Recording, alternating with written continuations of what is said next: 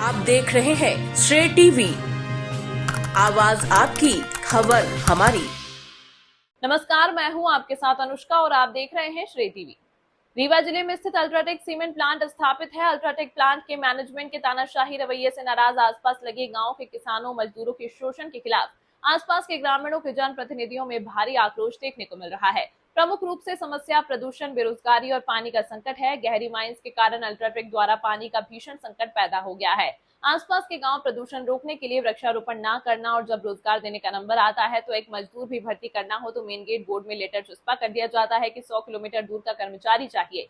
Mines का पानी जो स्टोर होता है करियारी नदी में बहा दिया जाता है, जबकि इसके पहले अल्ट्राटेक के खिलाफ पानी को लेकर ग्रामीणों द्वारा आंदोलन किया गया था तो अल्ट्राटेक का मैनेजमेंट प्रशासन के सामने वादा किया था कि माइंस का पानी नाले में फेंकना बंद कर देंगे और आसपास के तालाबों में मोटर पाइप द्वारा तालाब भरवाया जाएगा, जिससे पानी की समस्या समाप्त हो जाएगी। लेकिन वादा झूठा निकला। क्षेत्र के जनप्रतिनिधियों ने मैनेजमेंट से मिलकर उसका वादा याद दिलाया तो इस बात से नाराज होकर क्षेत्रीय प्रतिनिधियों ने एक बड़े आंदोलन की चेतावनी दी। इसी को लेकर ग्राम पंचायत मध्यपुर में बैठक हुई, जिसमें प्रमुख रूप से पूर्व जनपद अध्यक्ष लालमन पांडे, पूर्व बीएसपी प्रत्याशी लेखन सिंह, विधायक प्रतिनिधि अनिल त्रिपाठी, जनपद उपाध्यक्ष सुनीता विजेंद्र द्विवेदी, पूर्व जिला पंचायत सदस्य अशोक सिंह बैजनाथ, सरपंच संतोष मिश्रा, बेला सरपंच प्रतिनिधि मानेन सिंह, भोलगढ़ सरपंच लक्ष्मीकांत चतुर्वेदी, छिजवार सरपंच ज्ञानेन सिंह गुड्डू, मधेपुर सरपंच प्रतिनिधि प्रेमलाल कोल, एक पूर्व सरपंच भागवत शुक्ला, पूर्व सरपंच राम कुमार सिंह आदि लोग मौजूद रहे।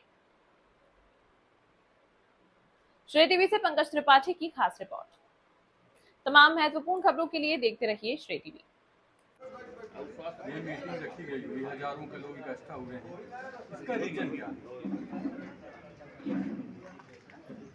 ये सब किसान और मजदूर, इनको यहाँ कंपनी अल्ट्राटेक से हर तरह की किसानों को मजदूरों को दिक्कत है, जो अल्ट्राटेक के खिलाफ।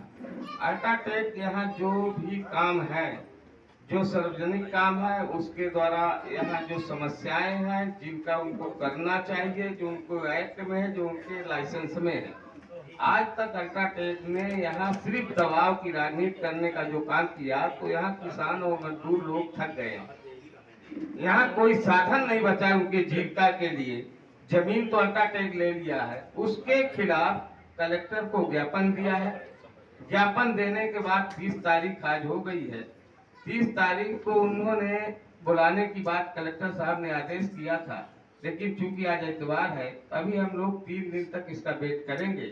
2 तारीख को कोर्ट खुलेगा, कलेक्ट्रेट खुलेगा, इसके बाद हम इनको ज्ञापन देंगे।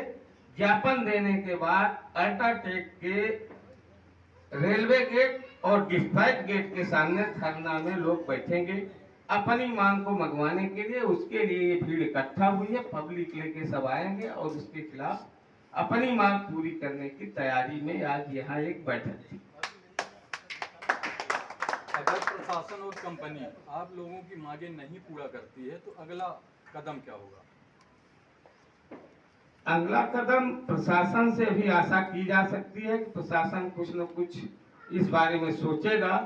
जनता की जो तबाही देखी जा रही है उसके बारे में प्रशासन और फैक्ट्री दोनों नहीं सुनते, तो हम इसके लिए अभी 2-3 दिन का जो अनशन का प्रदर्शन का काम कर रहे हैं उसको हमारी जनता यहाँ के किसान और मजदूर करेंगे। उसके बाद यदि वो कोई नहीं सुनने को तैयार होगा तो जो उसका यहाँ से माल हमारा पत्थर हो, चाहे हमारी जमीन खोद के पत्थर जा रहा है, सीमेंट बन रही है, उसको हम यहाँ से नहीं जाने देंगे। इस बात की हैसियत से हम लोग आएंगे। ये अल्ट्राटेक पहले जेपी का प्लांट था, जब से अल्ट्राटेक ने अधिग्रहण किया है कितने % क्षेत्रीय लोगों को रोजगार दिया है? जेपी के प्लांट, जब तक जेपी का प्लांट था तो यहाँ लोगों को समस्याएं नहीं थी। जेपी एक गरीब से लेके एक किसान और एक मजदूर से लेके किसानों तक कहीं न कहीं हर तरह की व्यवस्थाएं की थी, चाहे वो आंगनबाड़ी की व्यवस्था हो, चाहे शिक्षा की व्यवस्था हो, चाहे स्वास्थ्य की व्यवस्था हो, जेपी सब कुछ करती थी। लेकिन अल्ट्राटेक जब से आई, इस तरह के कोई भी काम 5-10 साल हो गए, कोई भी काम अल्ट्राटेक द्वारा नहीं किए जा रहे हैं। एक कमरा बना लिए गए हैं 10 बाई 10 के, उसी में वो प्रशिक्षण, उसी में आंगनबाड़ी, उसी में लोगों की दवाई, हर चीज वो अपने बाउंड्री के एक कमरे में करके अब प्रशासन को दिखाती है अब वो दिखाने का नतीजा ये है कि प्रशासन उसी कमरे को देख के ये बोलता है कि अल्ट्राटेक मदद कर रही है, लेकिन प्रशासन ने कभी नहीं देखा कि गेट के बाहर कहीं कोई हॉस्पिटल हो, कहीं कोई शिक्षा की व्यवस्था हो, कोई कहीं सहायता की व्यवस्था हो आम आदमी आमजन की, ये नहीं। इसलिए यहाँ की जनता प्रदूषण से, यहाँ की जनता अपने काम से, अपनी बेरोजगारी से, यहाँ अपनी गरीबी से तबाह होकर अनशन करने, प्रदर्शन करने का, आमरण अनशन तक करने के लिए सोचा है, जिसमें जिनसिया राम जी है, उन्होंने बोला है कि यदि इस तरह की ये बात नहीं मानी तो चाहे हमको प्राण देना पड़े, मैं प्राण दे दूंगा, लेकिन अनशन वहीं फैक्ट्री के गेट पे ही रह जाऊंगा, यदि प्रशासन हमारी बात नहीं सुनता तो। प्रशासन को कितने दिन का समय दिया जाएगा? प्रशासन को हमने अभी 1 महीने का टाइम दे चुके। अल्ट्राटेक को भी इसकी नोटिस गई थी, प्रशासन को भी नोटिस गई थी, दोनों को नोटिस जा चुकी है और उसकी नोटिस की हमारे पास प्रॉपर्टी है। 3 दिन का कारण हमें 30 तारीख तक के लिए डेट दिया था, लेकिन कलेक्टर की भी प्रॉपर्टी है, फैक्ट्री की भी प्रॉपर्टी है। यदि इसमें कलेक्टर अभी समिति को बुला के सुनता है, किसान संघर्ष समिति नाम है इसका, ये किसान मजदूर संघर्ष समिति है, यदि इस बात को कलेक्टर नहीं मानते, लोग मांगों की बात नहीं मानते, मैं 7 तारीख को ज्ञापन देना है, मैं ज्ञापन सबको दूंगा, कलेक्टर को दूंगा, एसपी को दूंगा, एसडीएम को दूंगा, थाना प्रभारी को दूंगा, डीआरएम को दूंगा कि हमारा रेलवे के द्वारा भी यहाँ से सीमेंट डिस्पैच नहीं होगा जब तक इन किसान और मजदूरों की बात अल्ट्राटेक सीमेंट नहीं मानेगी।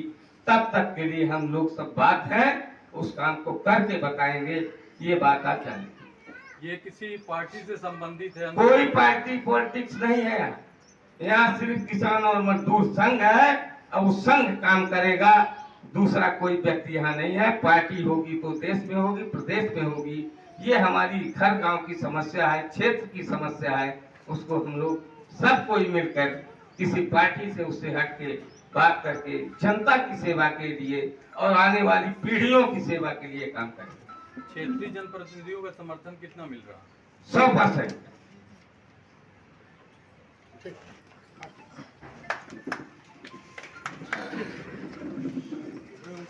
व्यवहारिक और आर्थिक दोनों निरंतर शोषण हो रहा 7 वर्षों से। उस शोषण से व्यथित होकर जो जनाक्रोश है वो भी स्थिति में पहुंचा है कि आने वाले समय में 7 तारीख को हमारा जिला प्रशासन से अंतिम संवाद होगा कि इस प्रबंधन को आप औद्योगिक नीतियों के अंदर चलने का परामर्श दीजिए और हमारे इसके बीच में नेगोशिएशन करवाइए।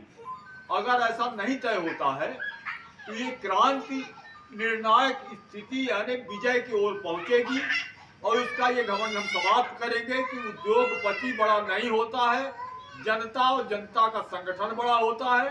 किसी के मौलिक अधिकार को नष्ट करने की हैसियत न किसी उद्योगपति के पास है न किसी शासन के पास है। अंतिम शक्ति जो हमारी जनशक्ति है उसके माध्यम से हमको संपूर्ण आत्मविश्वास है कि हमारी मांग सही है, अपनी मांगों को हम प्राप्त करने के लिए सफल हैं और हमको संपूर्ण समर्थन मिल रहा पूरे क्षेत्र का।